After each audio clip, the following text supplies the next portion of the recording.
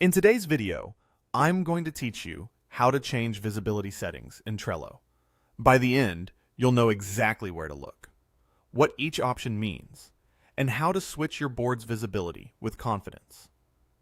Start by opening the Trello board you want to adjust. Make sure you're on the correct board, because these settings apply to just this one.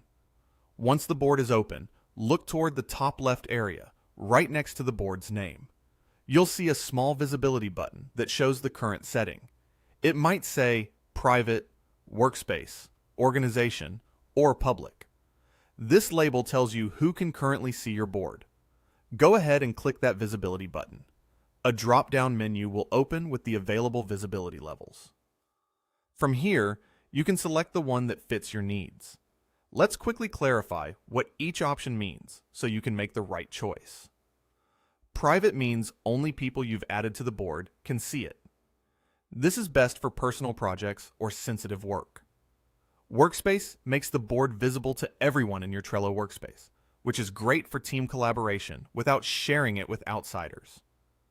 Organization is typically available for enterprise setups and allows visibility across the entire company environment, depending on your admin settings.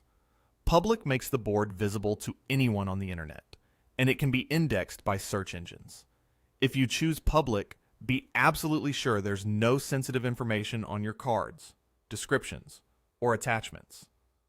After you select your new visibility level from the menu, Trello will update the label right away. If you're switching to public, you may see a confirmation prompt explaining what that means. Just review it and confirm if you're comfortable. If you don't see the option you want, you might not have the required permissions. In that case, reach out to a board admin to make the change.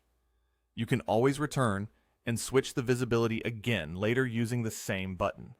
A quick tip: after changing the setting, give the page a moment and then double-check the label next to the board name to confirm it reflects your choice. Also, consider who needs access today and who might need it next week. Choosing the right level now can prevent headaches later. If you found this helpful, give the video a thumbs up. It really helps us out. And consider subscribing for more clear, practical tutorials.